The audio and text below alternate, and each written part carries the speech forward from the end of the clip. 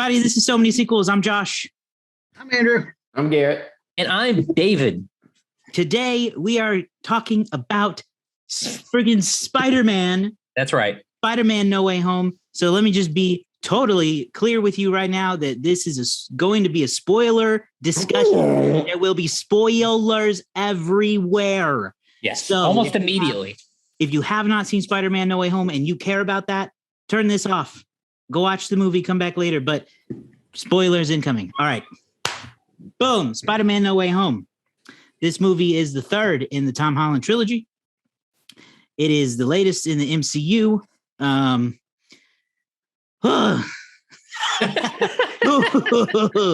wants to go first with the... It is a reunion of many previous Spider-Man actors, that's for sure. That is for sure. That is for sure. Yes, so we knew from the trailers that we certainly knew that Doc Ock would return, Alfred Molina. Right. We knew that Green Goblin would return, although Willem Dafoe wasn't explicitly featured in the trailers. And then it just, the metaverse rips up from there. So real quick too. Oh man, I don't even know where to start. I know. So I actually heard, Andrew, you told me that you did not watch any trailers before you watched the movie. So I would love to hear your reaction first, because you truly didn't seem to know anything going in. Nope. Okay. Everything about this movie was a genuine surprise. And everything about this movie was just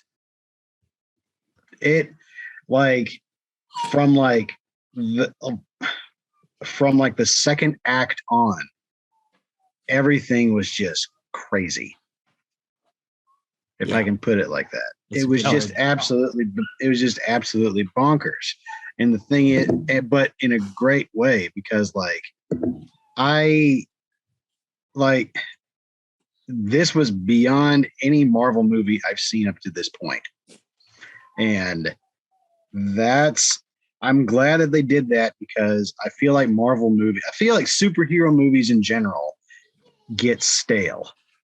They get stale because, we know the hero. It's kind of like James Bond. We know the hero. We have some sense that he's probably going to live and be okay at the end of the film. And we have a villain who has some sort of proportion here. This one picks up right where it left off from, what was the second one called? I forgot. Far From Home. Far From Home. Okay. It completely picks up where it left off. And I think it's terrific what they did. It threw me for countless loops. And when all the Spider-Mans came together, it was like a homecoming. That's right. That's what the very first one was actually. I don't know if you remember that or not. It was Spider-Man Homecoming. He knew what he was doing. He planned that out. Actually, no, I didn't. I ad-libbed all that. All right. Are you saying you forgot that the first film in this particular trilogy was called Spider-Man Homecoming? Well, we've had so many Marvel movies since then. And so many sequels since then. That's right. And so many sequels. That's right. So. I guess I'll talk next. Yeah, what you said.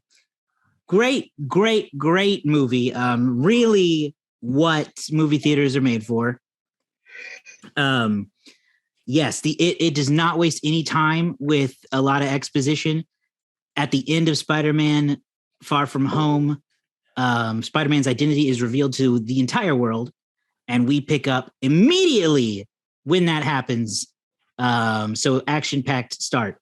Spider-Man, he's a kid. He makes a lot of poor choices. I was cringing the whole movie because we, the audience, know, Peter, you're making a mistake almost every time you make a decision. He goes to Doctor Strange to do a spell to brainwash the world to forget that he's Spider-Man. But that's going to mean everyone, including MJ and Ned and Aunt May, and everyone will forget. So naturally, he destroys the spell and rips the metaverse open, bringing us these alternate universe characters. I So we learned more about the multiverse, or we got our first taste of the multiverse in Spider-Man Into the Spider-Verse, which is a different thing, but we got a taste of it there. And I thought at the time, there's no way that they can do this in a live action format. There's no way. I did not think it would work as well as that did. And I was pretty petrified of this movie because I did not believe that Tobey Maguire and Andrew Garfield would come back. I convinced myself that the fandom went a little overboard, as they are known to do. You know what you did, Josh? What did I do? You prepared yourself for disappointment. That way you can never be disappointed. That's true. I did that. That's a reference. Well, to it just seemed inconceivable to me that they could make that happen, and pull it off. So their reveals were amazing. I did not know how much I needed to see this, particularly Toby again. And what I really didn't know what I needed to see was Willem Dafoe's Green Goblin battling Tom Holland's Spider-Man. That was a weird set of things that I just didn't know that I needed really badly, because he's got to be one of my top comic movie villains of all time. I think one of the first things you ever said to me was Godspeed, Spider-Man. Godspeed, Spider-Man. It's like my favorite quotable line. It's like, it was like, we had met and talked a little bit, and then we were like, we got to go. And you were like, Godspeed, Spider-Man. I don't remember that, but I believe it wholeheartedly. And I was like, I like that guy. I know exactly what he's referencing, because I reference that to myself all the time. Yeah. Just so good. But also, it's a really dark movie in terms of tragedy. Yeah, some stuff goes down. Peter loses his Aunt May, and that totally threw me, because, we're led to believe in a way that, so the other Spider-Men, they lose their Uncle Ben, right? And we're kind of led to believe that, well, so Peter doesn't have an Uncle Ben, but he lost Tony as his mentor. Nope, psych, that wasn't enough. You needed to lose Aunt May too. Right. That shocked me. Yeah, that was surprising. The ending, of course, when the inevitable occurs and they all do forget who Spider-Man is, and now he's completely alone. He has no friends, no family. He is not an Avenger because they don't know who he... Well, actually, Garrett and I talked about that, I think, a little bit, where Spider-Man would still be an Avenger, right? The Avengers just would not know who he... They just don't know who Peter is. Okay, that's how I interpreted it, because Happy still remembered Spider-Man. That's true. Because he said, they both said they... So essentially, the world has forgotten who Peter Parker is as a whole. It's not even just a matter of forgetting that Peter Parker is Spider-Man. Nobody knows who Peter Parker is at all. So as far as like Falcon and Captain Marvel, they still remember that Spider-Man guy that we fought with. Doctor Strange will still remember Spider-Man. They just don't remember who he is, which might be a benefit. All right. Interesting. Either way, I thought it was surprisingly dark. Yeah. Man, Garrett, I kind of want to let you go first, but also go for it. Like all pent up. Which one of you wants to go? Go for it, dude. I'll try to keep this short. I'll tell you what, this was like, it felt like a comic book. It felt like whether it was, Doctor Strange's involvement, whether it was the multiverse opening up and other Spider-Mans and other villains coming in from other places, or whether it was just a breezy cameo by Matt freaking Murdock, aka Daredevil. It was like a comic book on in film, because it was like this big universe. And if you didn't know who Matt Murdock was, if you didn't know who that cool lawyer was, it was like, oh, well, you gotta, there's more over here. You can check. You got homework to do. Let me show you this, introduce you to a whole new thing. It was so cool in that respect. Everything felt fresh. Everything felt fun. Tom Holland is really, he's just, I don't want to sound weird, but Tom Holland's just really charming. Mm-hmm. He is really, he's funny. He has great chemistry seemingly with everybody, because, he's crying back there, because, they introduce us. So they give us other Spider-Mans. They give us Andrew Garfield. They give us Toby. And we get a little bit of Toby and Andrew first before they meet Tom Holland. Mm-hmm. And at first I was like, this kind of works. But then when they met Tom, like, it all really meshed. It all really clicked. And I was like, here we go. Now we got this. Tom's the straw that stirs the drink.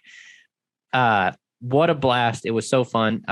There's so many details to get into, but yeah, I don't know. I look forward to seeing more, but I also have to wonder, and we can talk about this later, where they go from here. Man, I feel like I was going to mention something that you guys thought. One of you guys brought something up I wanted to touch on, but it's okay. It was great to see Willem Dafoe back. Honestly, the surprise hit for me was Jamie Foxx coming back as Electro. He was hilarious and intimidating and fun. Give me more Jamie Foxx.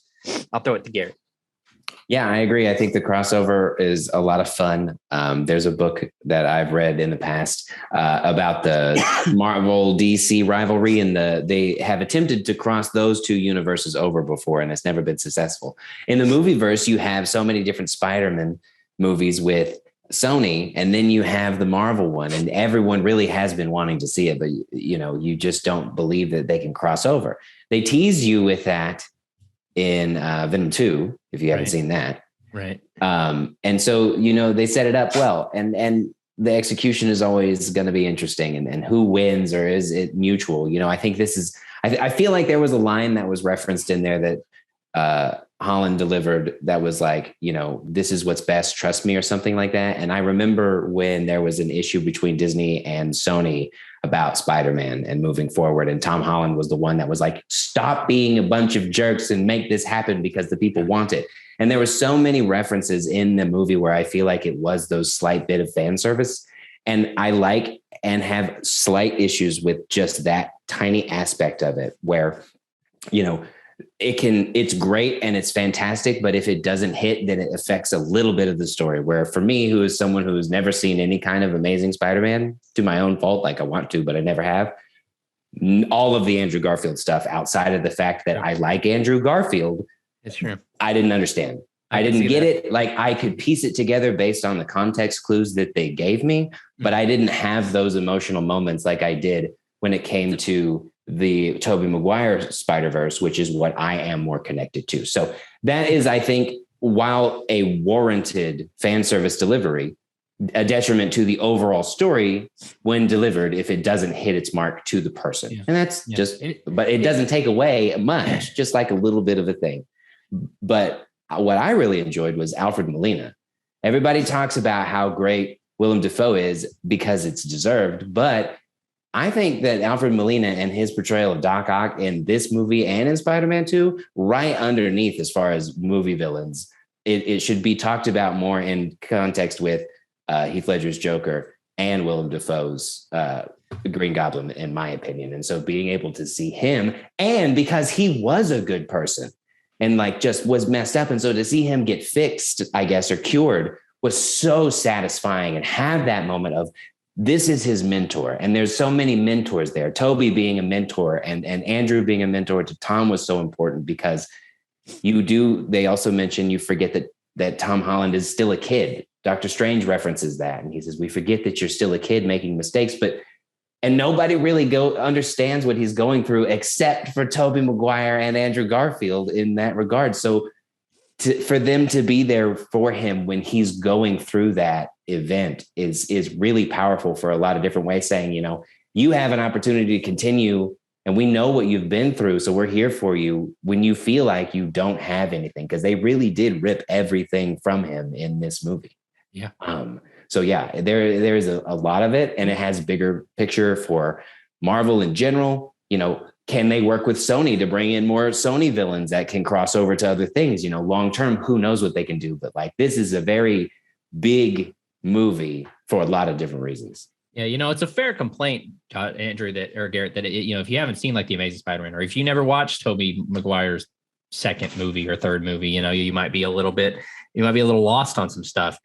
This movie has done something that I would say, outside of like Doctor Who, hasn't really ever been done, which is to like say, hey, we're going to take the full cinematic experience of a character in film and bring it all into one movie, where past iterations, like we've never seen a movie with all the actors who've ever played Batman together outside of an SNL sketch. That would never happen, and, or James Bond, or I'm trying to think of somebody else who had a lot, Superman, it's such unproven ground. And obviously, if someone hasn't seen that stuff, they're probably going to be lost on elements. If you haven't seen Doctor Strange or any of the other, if this is your first Spider-Man movie you've ever seen, you might be like, "Who the heck is this Doctor Strange guy?" And is he in every Spider-Man movie?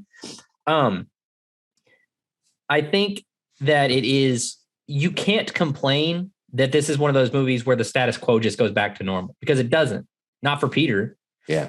His entire world has been changed. It's completely different. So going forward, his next trilogy or his next film will have to have a really unique opening of he's this sort of lone Spider-Man who doesn't really have the kind of support system that he used to. I think it's going to be really fascinating going forward. I used to have this, and I still do.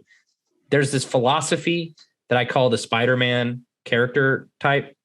And Garrett might appreciate this. I used to say this about Chuck whenever I would watch it with my wife, Nikki, is that every good decision for Peter Parker is a bad decision for Spider-Man. And every good decision for Spider-Man is a bad decision for Peter Parker. If Peter Parker decides to save somebody while he's headed home, he has to miss the prom and stand up his girlfriend. And now his girlfriend hates him.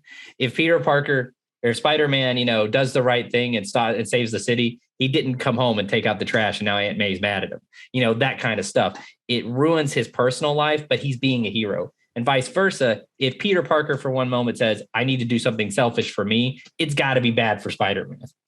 And you get that here. You get that Peter Parker saying, well, not even so much. Peter Parker does this not for him, but for his friends. Mm-hmm. He tries to make a selfless choice and it ends up blowing up in his face anyway.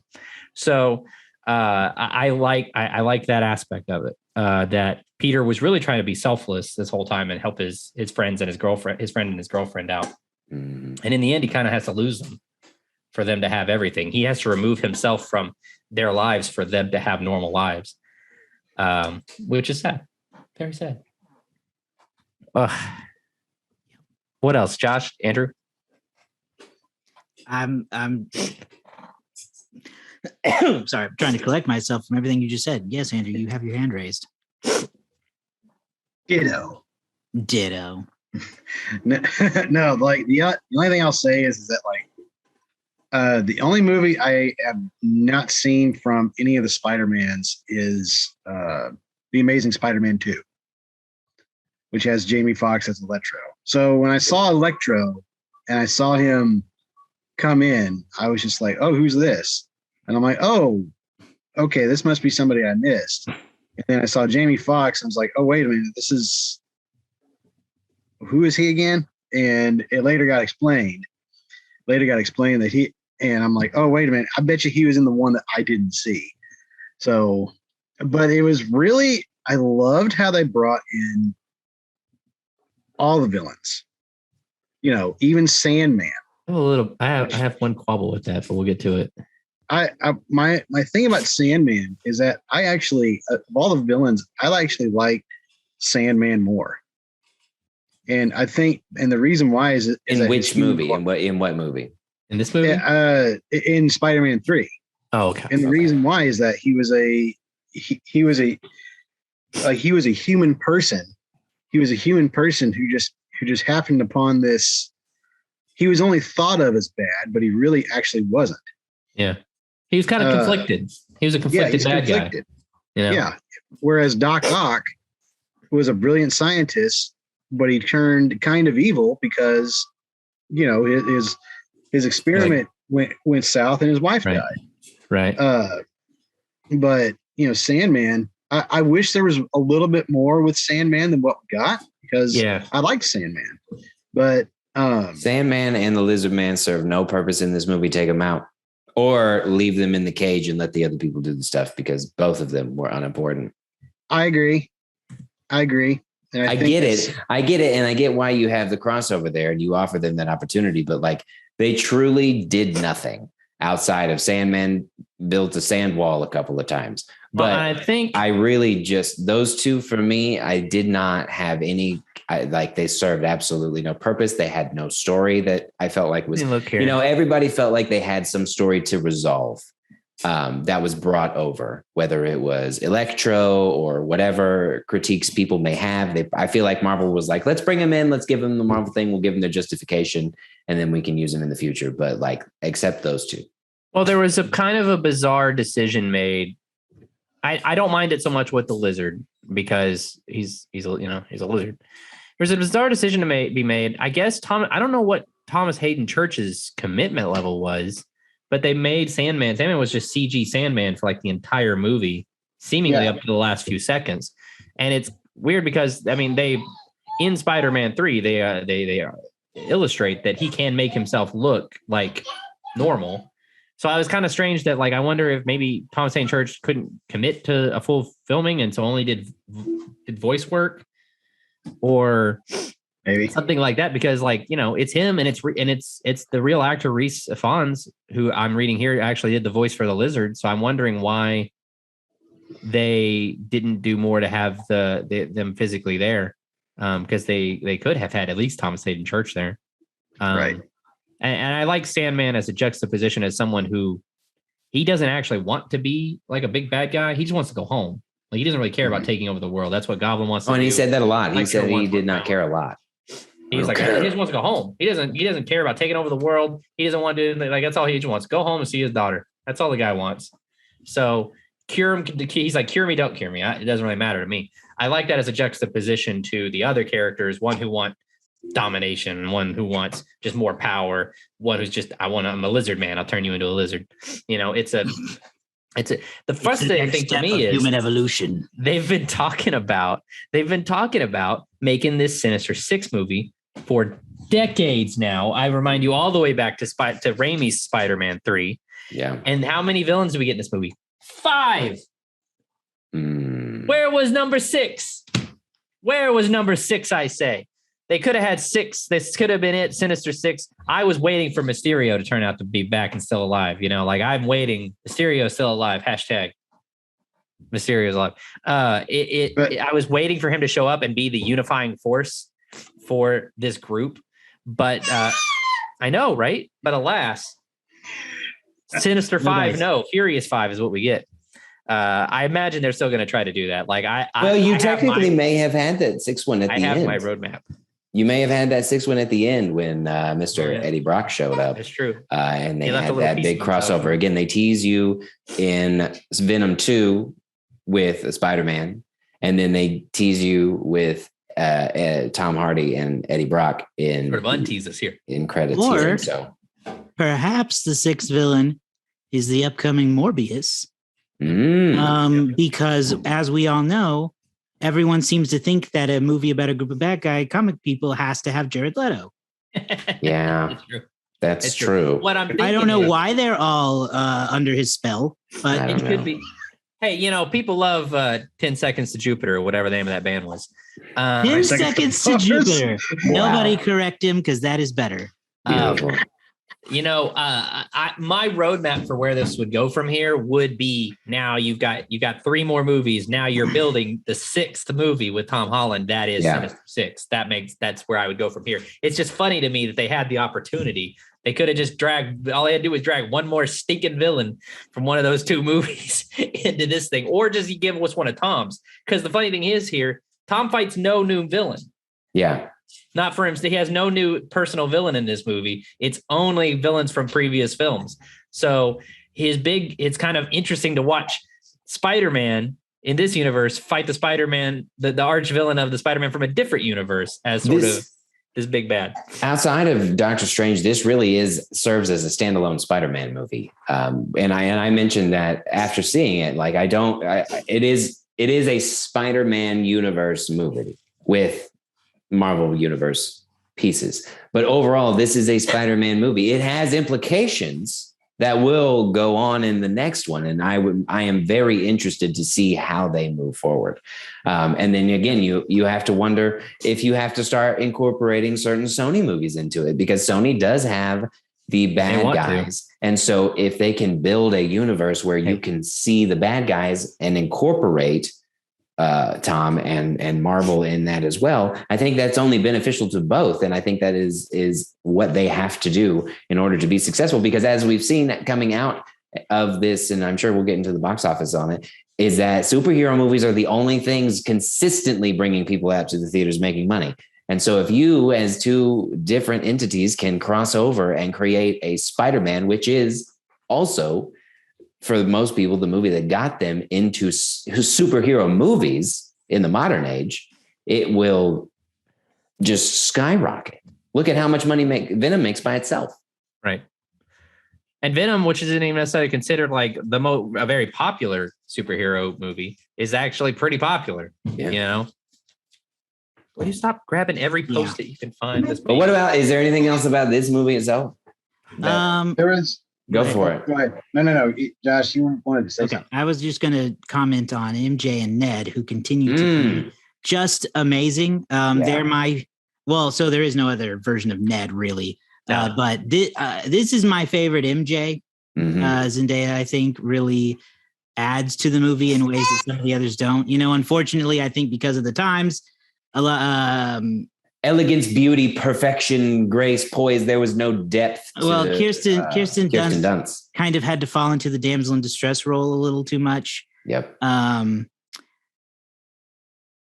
can't remember a lot about Emma Stone, but she existed. But she was Gwen Stacy.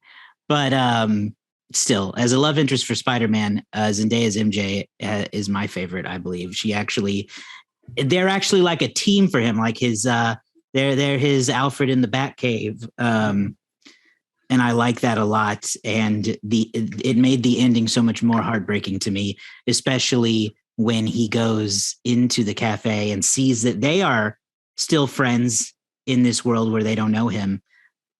But he doesn't go through with reading whatever letter he wrote. He has to rebuild it. And Jacob Batalon as Ned, he's so natural. Also, in the role, how about he's got a great little subplot himself where he's having an inner struggle over whether or not he might kill Peter because the other Spider-Man had a best friend who tried to kill him. Yes. Or whether or not he's magic because his grandma said he has magic in him. Yeah, and Doctor Strange's turns out he is. That was my next thing is, other than Matt Murdock from Daredevil, from Netflix's Daredevil showing up, which was my personal long-awaited moment. I gasped. I was like, what's the word? Fangirling in my seat. Yeah. Or fanboying in my seat. I was just like, well, it just told me I'm in for a roller coaster because that was so early in the movie. You get such a big reveal. I hope to see more. Anyhow, my favorite, or one of my favorite aspects of this is actually also is Doctor Strange himself. I feel like from his movie in 2016 as a character in this collection of films has come so far in terms of his interest level, in terms of Benedict's performance of him. I think he's funny. He's fairly trustworthy. Like, you believe him when he says, this is not a good idea, you're going to F this up. But also you kind of love that. Like, he kind of likes to break his own rules. He kind of has a little bit of fun of being like, yeah, we can break the rules today. Yeah, why not? There's kind of a charm about it. And he just looks so powerful. Like he's just like him just swirling stuff through the air and bringing it all. Oh my god, yeah! When he threw him into the Mirrorverse and they were just fighting through geometry, that was amazing. Yeah, it was like this is what I imagined. Like the 2016, his film is such an introduction, and they don't get heavy into a lot of that stuff.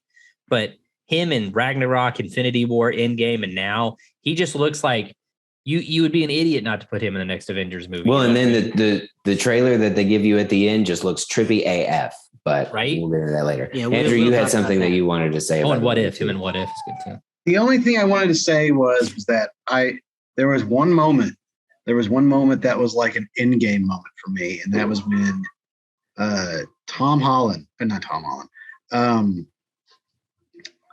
Andrew Garfield's Spider-Man saves MJ. Yeah. And that to me was like a personal redemption. Yeah. When that you don't know about Well, when Captain America went back in time to spend the rest of his life with Agent Carter, it was just like, oh, that was satisfaction. This is that same satisfaction, and you see it, and it's great. It's amazing. He was able to correct his own mistake just in another universe. Yeah. How did you know about that? And I haven't seen the movie because I didn't.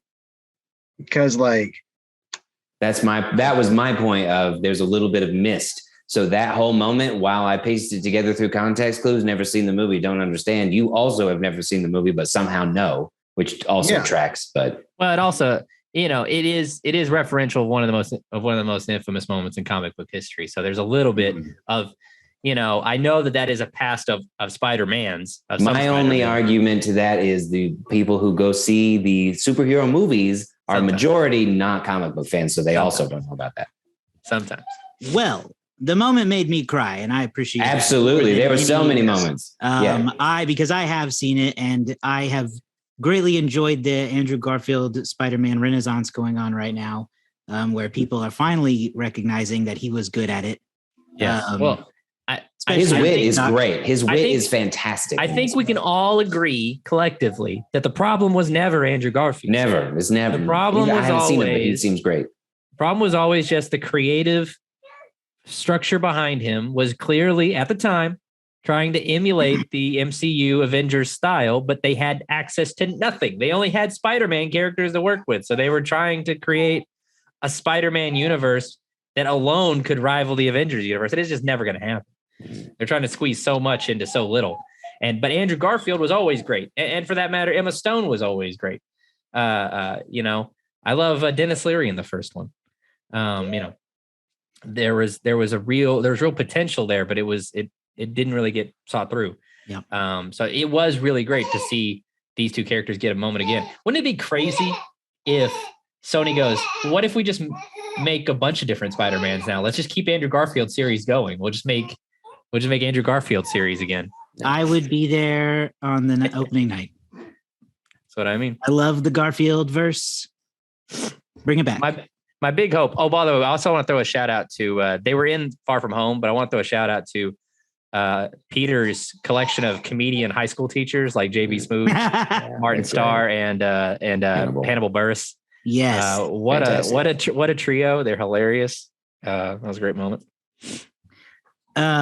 So we are starting to run a little low on time, but there were a couple things that popped up that we said we would get to. So let's try to get to them. Let's go first with post-credit stuff.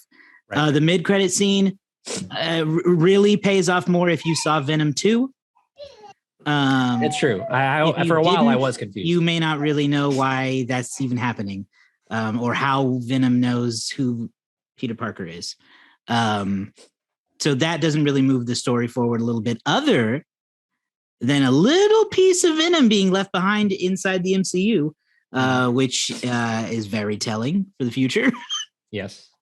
And then also at the very end, I believe for the first time, we don't get a post-credit scene. We get a trailer reveal. For the second time.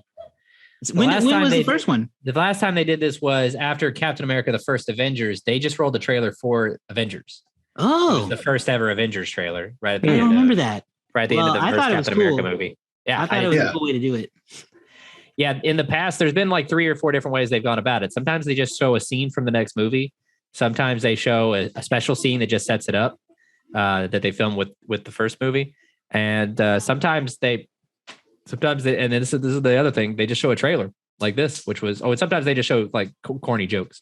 But here we got a full-on trailer featuring Doctor Strange, Wanda. We see a little bit of like America Chavez in there, aka Miss America. And I didn't even know Rachel McAdams is back, so that's interesting. It's gonna be good. And hey, you know what? One of my favorite things about the 2016 Doctor Strange movie, Chiwetel Ejiofor, coming back. Well, I think there's Baron Mordo, Sam Raimi, and I think there's a chance that it's very horror themed, if I'm not mistaken. So it'll be interesting to see how they go in that direction. It's true, because what also appeared, we got multiverse variant, whatever you want to say, Doctor Strange at the end there too. Yeah, Doctor Strange. Yes, exactly. That's what I like so much about, not just this movie in particular, but the MCU overall. But this movie might have been the ballsiest, because if you just walk into this movie never seeing anything ever, I think it would still make enough sense to you. Yeah. But to fully understand everything about this movie, you have to have seen Maguire Spider-Man, Garfield Spider-Man, the majority of the MCU films, Loki, WandaVision, and Netflix's Daredevil. And And maybe I even think into that's the everything. Spider-Verse. But and maybe even that. But to fully grasp every little bit, and Venom. You have And to Netflix's see all of Daredevil. it. And the fact that they can do that, but also make it make sense if you haven't, ridiculous. Yeah. Let's talk about how much money it's made so far real quick. Oh my gosh. It has made so much money so far. I'll have to start a new podcast called So Much Money. Spider-Man No Way Home has debuted in its opening weekend. Now, again, these are still estimates. This number could change a little bit, but we're still working on the 3-day estimate. But the third highest opening weekend of all time, $253 million in its opening weekend. For reference, the two highest are Avengers Infinity War and Avengers Endgame. So basically, 3 Spider-Mans is almost as good as every hero in the MCU, is what that comes down to. It opened this weekend, December 17th, 2021. In the number 2 spot, you have Disney's Encanto, which it brought in $6.5 million to bring its total to $81 million. You have West Side Story, which brought in $3.4 million. You have Ghostbusters Afterlife. And number 5, Nightmare Alley, which I know something about that, but I can't remember. Oh, it looks really good, and I want to see who the lead in that is now. Bradley Cooper, maybe. Bradley, So for the year, in 3 days, Spider-Man No Way Home is already the highest grossing movie of the year. These are non-pandemic level numbers. Yeah. Everything else that I'll read here in the top 5 braved it through a pandemic and did pretty good numbers given that. Number 2, you have Shang-Chi and the Legend of the Ten Rings, brought in $224 million to date. Number 3, Venom Let There Be Carnage, brought in $209 million. Number 4, Black Widow, brought in $183.6 million. And number 5, you have F9, The Fast Saga, bringing in $173 million. Nothing but a bunch of superhero movies. Superhero movies and a bunch of the Fast. Those movies, they're superheroes. They're superheroes. And to round out, if you round out the bottom 10, it's Eternals, No Time to Die, A Quiet Place Part 2, Free Guy, and Jungle Cruise. So I mean, honestly, I would be hard pressed to really judge any of these movies too harshly because, like I said, it is a bad year and there's a pandemic still going on. True. And so for any of these movies to make what they have made is impressive enough. Well, what kind of stars do we want to make them have? Because we only got a minute left or so. Oh, yeah. Yeah, we'll skip the Letterboxd game. It's too fresh anyway. Yeah, it is too fresh. Easy. I'll go first. 5 stars. No questions. I will not take questions. Oh, yeah. 5 stars for me. I'm going to be a realist and I'm going to give it a 4 stars with the intent that it will probably go higher, but 4. I think for the moment, I have to say 5. For the moment, I have to say 5. I'm still on the high. I think that they pulled off something so inconceivable that I can't even question below a 5. Sometimes my ratings come down. And I'll tell you this. I understand Garrett's because, like you said, you missed out on some context having not seen an element. And so there's an element of being alienated. For me, luckily, I went in having seen basically everything they pulled from to make this movie. So it hit at every pillar for me, and still somehow managed to tell a really good story about Peter Parker. So I loved it. So I'm going to give it 5 stars for now. Maybe that'll come down over time. I don't know where it sits on the MCU overall board. Who knows? Andrew said 5. I heard him. Cool. So that's going to round out to a 5. Awesome. Spider-Man No Way Home. Great movie. You can find us online at somanysequels.com. We got all our links there. And we'll see you all very soon with more movie reviews. Everybody do spider hands.